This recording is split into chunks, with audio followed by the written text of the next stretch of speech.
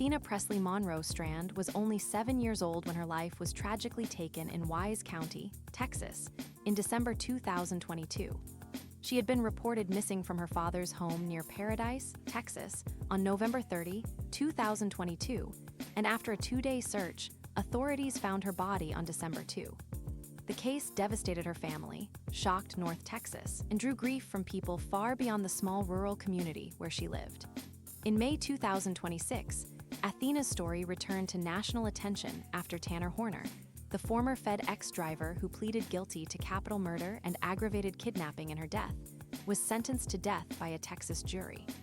The sentencing brought a legal milestone, but for Athena's family, no verdict could ever replace the little girl they lost. This tribute is not written to focus on the man responsible for her death.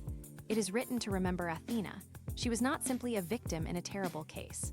She was a daughter, a granddaughter, a student, a friend, and a child whose life was filled with innocence, love, promise, and joy. Her name deserves to be spoken with tenderness, not only because of how she died, but because of how deeply she was loved. A little girl with a life full of meaning. Athena was born on May 23, 2015, in Duncan, Oklahoma, to Jacob Strand and Maitland Gandy, according to her obituary. Her full name, Athena Presley Monroe Strand, carries a beauty that now feels especially meaningful because it belongs to a child whose memory has been held tightly by so many people since the day she was lost. At only 7 years old, Athena was still in the bright early chapters of childhood. She was at the age of imagination, school days, favorite toys, family routines, and little dreams that change from one day to the next.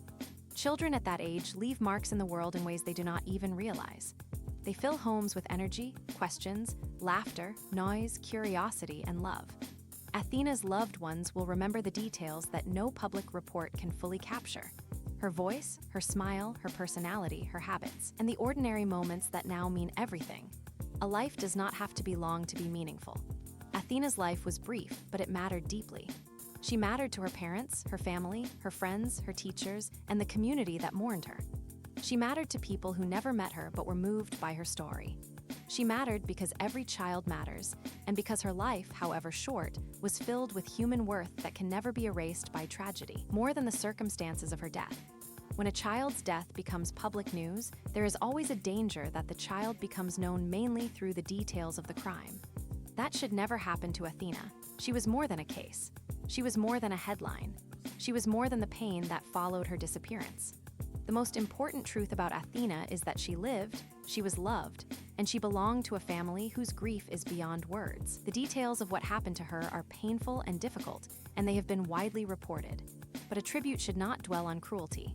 It should protect the dignity of the child at the center of the story. It should remind people that Athena's memory deserves softness, compassion, and respect. The world may remember the tragedy, but those who loved her remember the little girl. That distinction matters.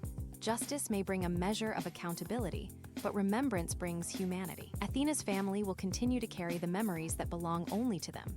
Birthdays, small conversations, favorite things, bedtime moments, photographs, drawings, laughter, and the kind of love that does not end when a child is gone. A community united in grief. After Athena's death, people across North Texas gathered to mourn her. A memorial outside First Baptist Church of Cottondale drew a large crowd, with candles, flowers, teddy bears, and messages of love left in her memory. The Dallas Morning News reported that thousands gathered for the memorial, showing how deeply her loss affected the surrounding community. Public grief can never replace private grief, but it can show a family that they are not alone. The candles, prayers, flowers, and tears were signs of a community trying to hold one another up in the face of something unbearable. People came not because they had all known Athena personally, but because the loss of a child reaches the heart in a way that is universal. Those gatherings also showed the strength of a community refusing to let Athena's name be remembered only with sorrow. Every candle lit for her was also a small act of love. Every teddy bear left behind was a symbol of childhood. Every person who stood in silence was acknowledging that Athena's life mattered and that her memory deserved to be honored.